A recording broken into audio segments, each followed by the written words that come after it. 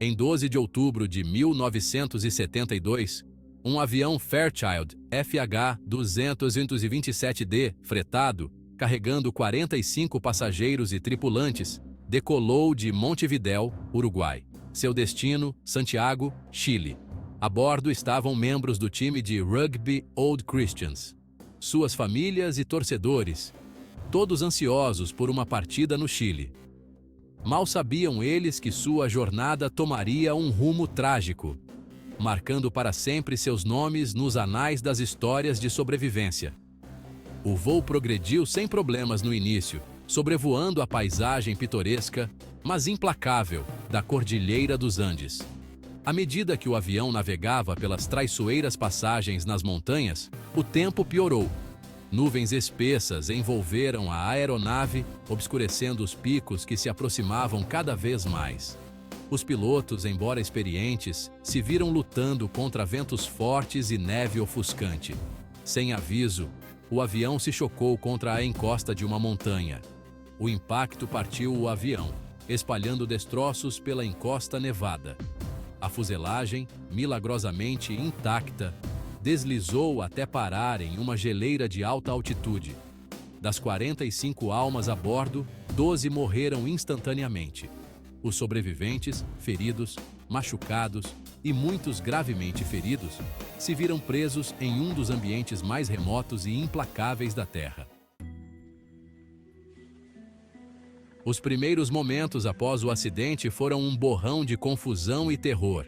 Os sobreviventes, presos dentro da fuselagem destroçada, lutavam para compreender a magnitude do desastre.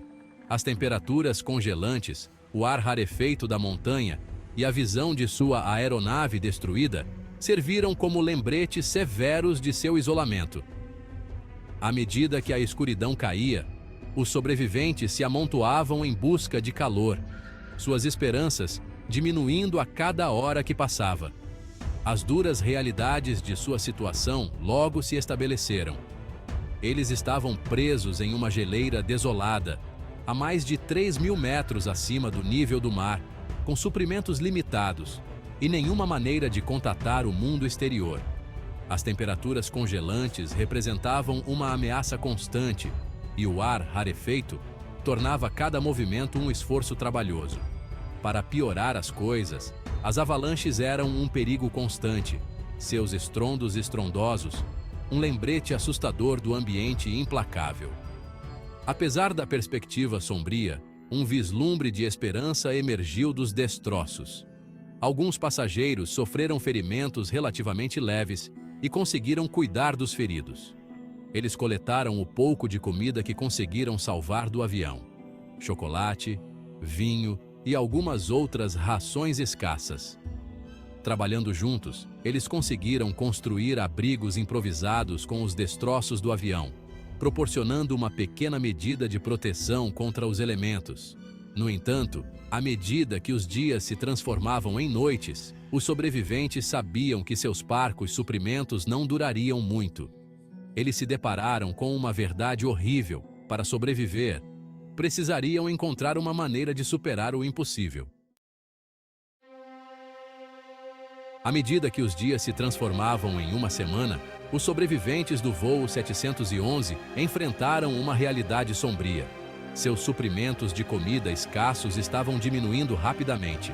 A fome corroía suas entranhas, seus corpos enfraquecidos pela falta de sustento. As temperaturas congelantes e o ar rarefeito da montanha exacerbaram sua situação, levando-os à beira do desespero. Foi então que eles confrontaram uma verdade horrível. Para sobreviver, eles teriam que tomar uma decisão impensável. A ideia foi inicialmente recebida com resistência, uma reação visceral ao próprio pensamento. Como eles poderiam, em sã consciência, sequer considerar tal coisa? Mas à medida que seus corpos ficavam mais fracos e a esperança começava a diminuir, os sobreviventes perceberam a gravidade de sua situação. Eles estavam presos no topo de uma montanha congelada, a quilômetros da civilização, sem nenhuma perspectiva de resgate. A dura realidade era que os corpos de seus companheiros falecidos eram sua única fonte de sustento restante. Com o coração pesado e um profundo sentimento de tristeza, os sobreviventes fizeram um pacto nascido do desespero, um pacto que testaria os próprios limites de sua humanidade. Eles consumiriam a carne dos falecidos, usando-a como alimento para abastecer sua sobrevivência. Foi uma decisão que foi contra cada fibra do seu ser, uma decisão tomada apenas pela pura vontade de viver. O pacto, embora horrível, foi uma prova da extraordinária capacidade humana de sobrevivência. Foi uma decisão tomada não por insensibilidade, mas por amor. Amor por suas famílias, amor pela própria vida. Eles sabiam que sua sobrevivência dependia disso, e assim, com o coração pesado, deram as primeiras mordidas agonizantes. Seção 4. A vontade de viver. Criatividade e esperança em um deserto congelado. A vida na montanha era uma batalha constante contra os elementos e o medo angustiante do desconhecido. Os sobreviventes, com seus corpos enfraquecidos pela fome e pelas condições adversas, se recusaram a perder a esperança. Eles tiraram forças uns dos outros, sua aprovação compartilhada forjando um laço inquebrável de camaradagem e resiliência. A criatividade se tornou sua tábua de salvação. Eles racionaram meticulosamente seus parcos suprimentos de comida, fazendo-os durar muito mais do que qualquer um poderia imaginar.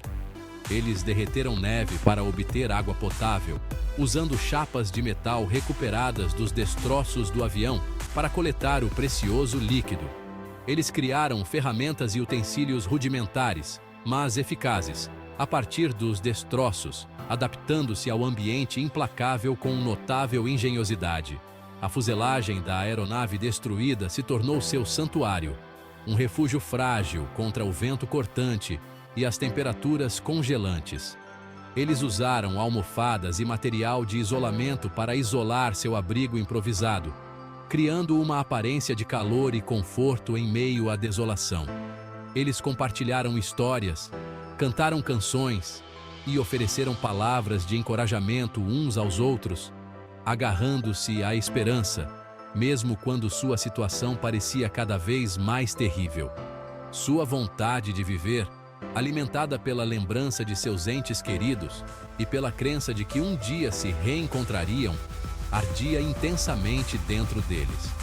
Eles se recusaram a se entregar ao desespero, optando por se concentrar nas tarefas em questão, nos atos simples de sobrevivência que os mantinham vivos dia após dia. Seção 5. Um vislumbre de esperança.